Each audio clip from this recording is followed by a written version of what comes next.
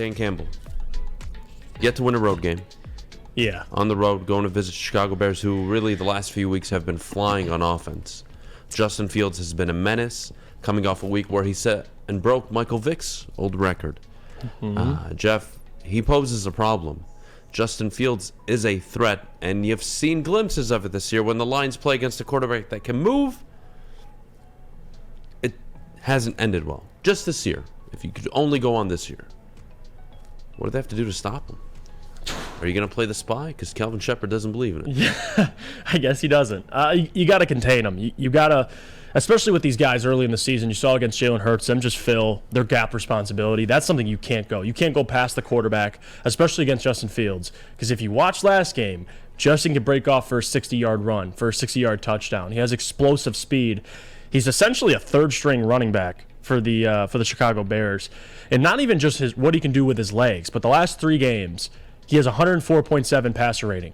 And more than that, let's go a little deeper. Last 5 games, 8 touchdowns, 2 interceptions.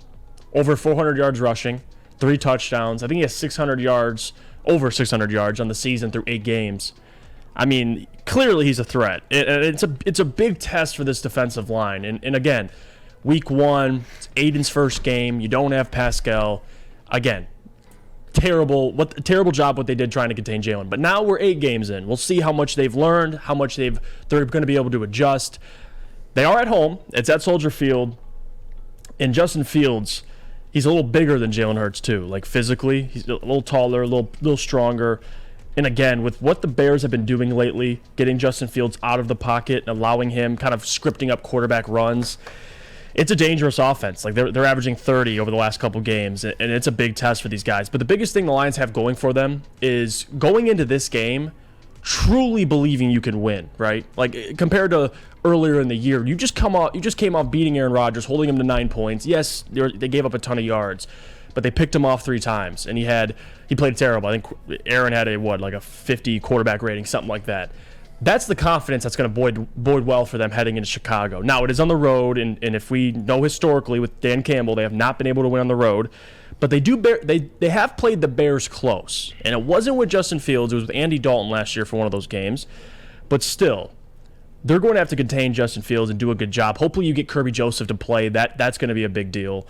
But overall, now with the addition of Chase Claypool, they do have more weapons. Mooney's a threat. Cole Kmet's playing better over the last couple weeks.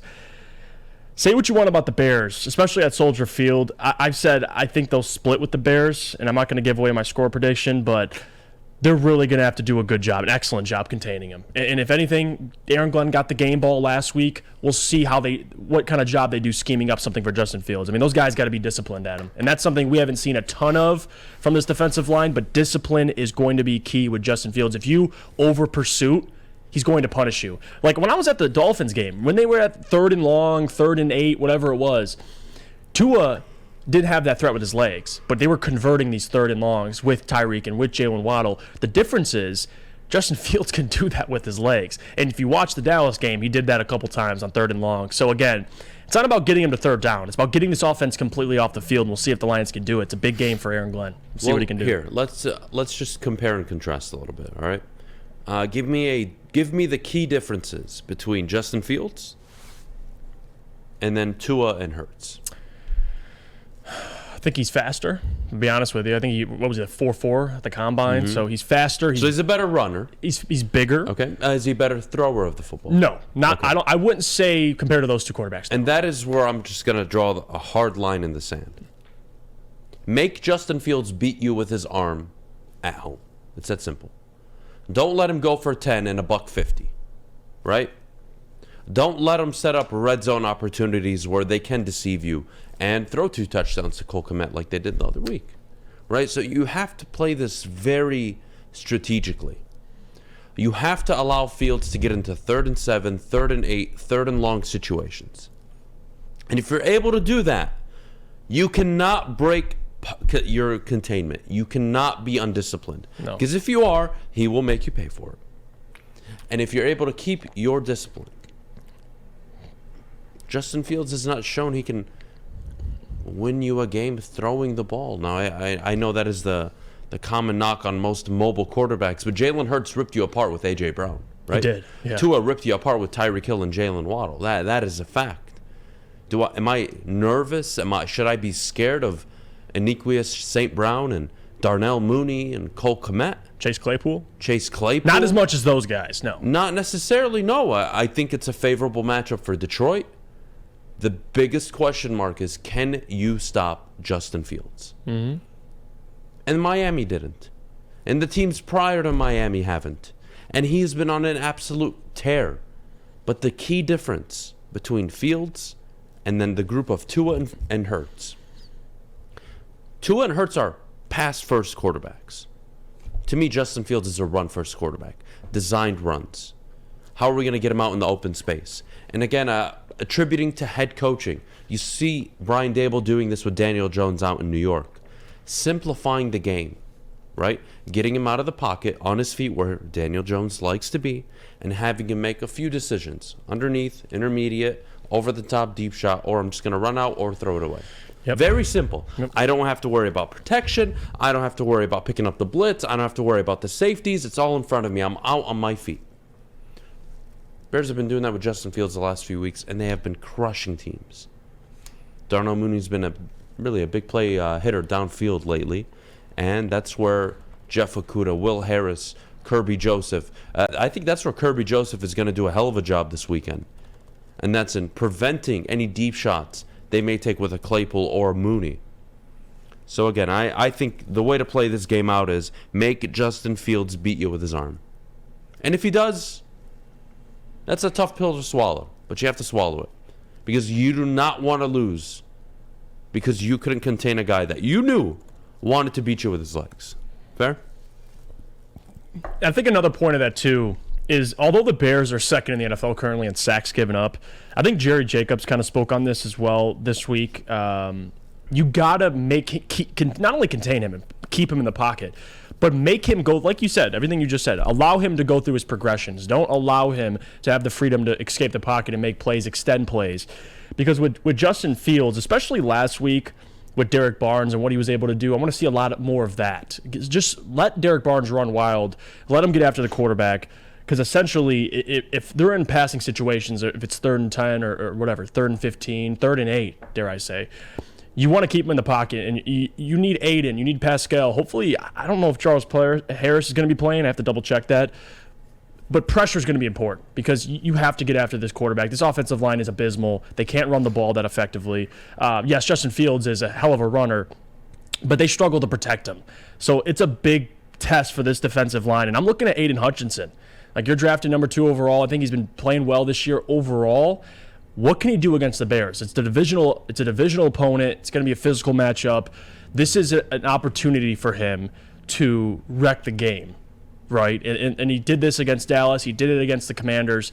This is a big opportunity for, and again, he had an interception last week, but for Aiden to completely wreck the game, I'm not asking for 3 sacks at the half, but I want him in Justin Fields' face. Like, I really do. This is a big opportunity for him. You're on the road.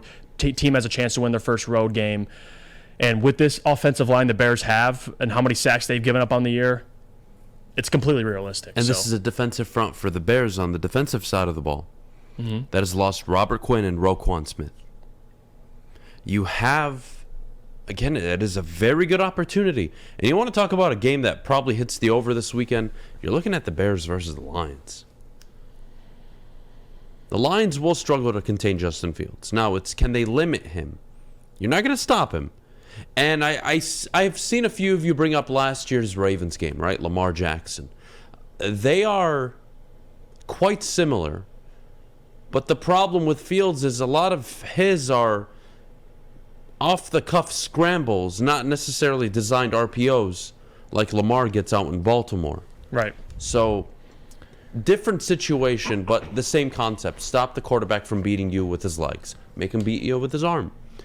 And unfortunately, on that last drive, on 4th down, Lamar beat you with his arm last year, but, we'll move past that. Make Justin Fields beat you. Make him throw 23, 25, 27 times. You make him drop back 30 times, I promise you Aiden Hutchinson and the rest of your defensive front are going to have a day. Yeah. I can guarantee you that. And on top of that, too, you know what's crazy? The Lions right now have given up 234 points on the season. You know how many points the Bears have given up? 216. So they're not even we're talking about defenses. This is an opportunity for Jared Goff, for Ben Johnson, because listen, we love Ben Johnson, but this offense over the last couple of weeks has been terrible. So again, besides Miami, they didn't do anything in the second half, but the first half they looked really good.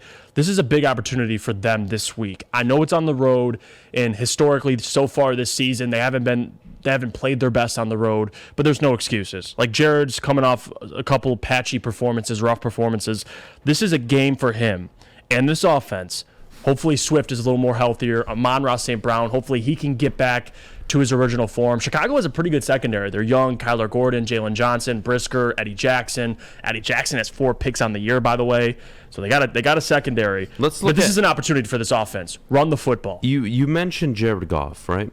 Mm-hmm. The last 3 games, the last 4 games, the Lions have scored 0, 6, 27, and 15. Right? 3 of the 4 they've struggled to score, correct? Yeah, correct. Let's contrast the difference now, or compare the difference of how Jared Goff performed. In the shutout loss, he threw for 19 to 35, 229 yards, no touchdowns, 1 interception. In the 24-6 loss against Dallas, he was 21 of 26, 228, but with 2 interceptions and 0 touchdowns. No.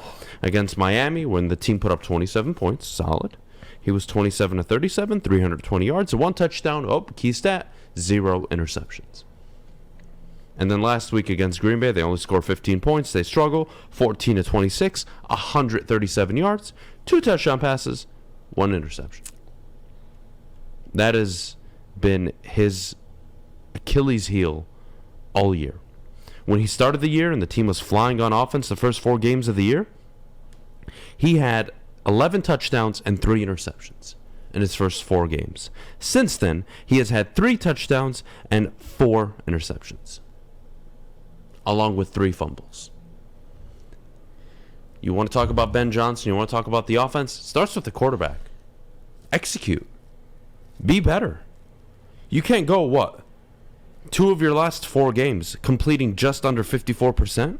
No, you can't. Of your passes? And again, I mean, it's not and all... having a 3 touchdown, 4 interception. It's not good. Brutal. Jared Goff has to play better. It does start with him because he is the quarterback, and that is the most important position in football. You want to beat Chicago? You're going to have a game like Miami, or against really the game he had against Washington would be nice. Against Philly would be nice, but you got to eliminate those interceptions. What do we talk about with Jared this year? He would be conservative in this offense. They'd put him in good spots. He'd maybe throw 11 interceptions. He's on pace to throw 16, 17. Yeah. And that's not good. That's what he threw his last year in L.A. when he was traded. And he's looking like the guy that the Rams were begging to get rid of. And thankfully for the Lions, they can cut his ass after this season. He's got to change. It's not just, DeAndre Swift needs to get healthy. Stop throwing the ball in the dirt to Amon-Ra St. Brown. How about we start there? How about you start there, buddy? So yeah, I have a big problem with it. Jared Goff needs to play better.